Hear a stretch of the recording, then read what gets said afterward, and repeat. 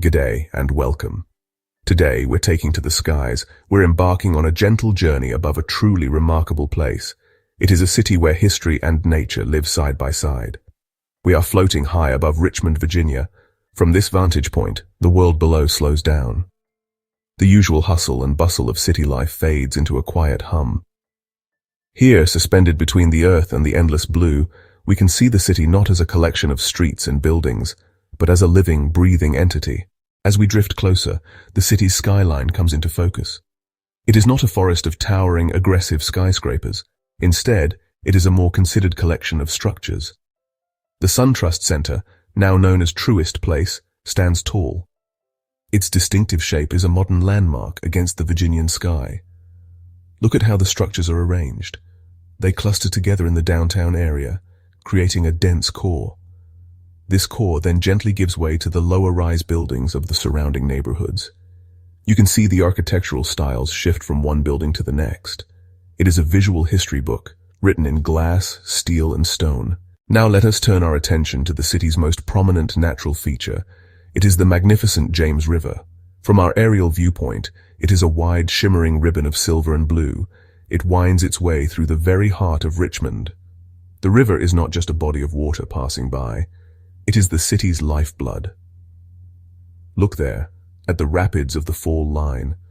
This is where the riverbed drops, creating a stretch of white water. It is a rare and wonderful thing to see such wildness in the middle of an urban center. The bridges that span the James are like elegant stitches holding the two sides of the city together. Each one has its own design, its own personality.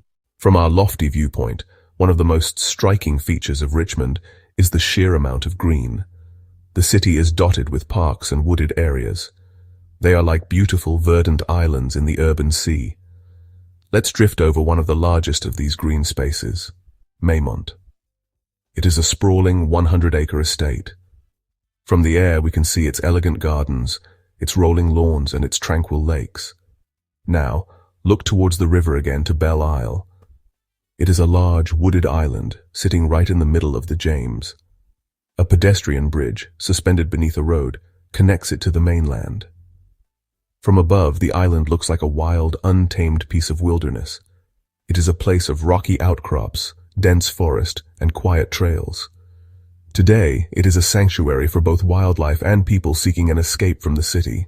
As we float on, our eyes are drawn to buildings that speak not of today, but of yesterday. Look there, at the magnificent Virginia State Capitol. It sits atop Shockoe Hill, its brilliant white form a beacon of democracy. Let us drift towards the riverfront, to the historic Tredegar Ironworks. The weathered brick buildings and towering chimneys stand as silent witnesses to a different era. Our gaze now falls upon Monument Avenue. From the sky, it is a grand, tree-lined boulevard. The avenue itself, with its stately homes and majestic trees, remains a beautiful piece of urban design. From up here, we see the empty plinths. They are now platforms for new conversations, new meanings. Its story is now one of evolution and re-examination. As we expand our view beyond the downtown core, the true character of Richmond reveals itself. Let's glide over the Fan District. Its name comes from the way the streets fan out from a central point. Next, we drift over Carytown. It is known as the Mile of Style. The brightly painted storefronts and colorful murals stand out even from this height. This is the city's quirky, bohemian heart. Richmond's cultural life is rich and varied, and we can see its venues from our aerial perch. There is the Virginia Museum of Fine Arts. Its modern wings and beautiful sculpture garden are clearly visible. We can see the sprawling campus of Virginia Commonwealth University. It is woven directly into the urban fabric, blurring the lines between town and gown. The presence of thousands of students brings a youthful energy and a constant flow of new perspectives to the city. Although we are observing through a lens, let us take a moment to imagine the full sensory experience of being up here. As the day draws to a close, we are treated to a spectacular display. The city below begins to light up. Individual streetlights and windows flicker on, one by one. They create a new landscape, a constellation of golden points against the darkening earth. This feeling of floating, of being weightless and free, is profoundly calming. It detaches us from the worries and stresses of the world below. Up here, there are no deadlines, no demands on our time. There is only the beauty of the present moment. It is a meditative state, a chance to simply be. This sense of peace is perhaps the greatest gift of our aerial journey. Our gentle flight is now coming to an end.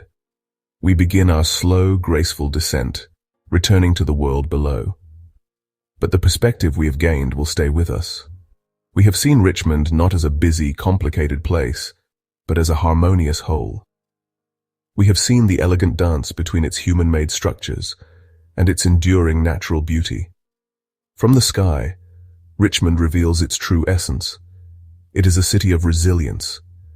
It has weathered conflict, embraced change, and continually reinvented itself. Yet it has never lost touch with its roots. Richmond is more than just a pin on a map. It is a living, breathing community with a rich past and a vibrant future. To see it from above is to understand it in a new way. It is to be reminded that even in our modern world, there are places of quiet beauty and enduring grace waiting to be discovered.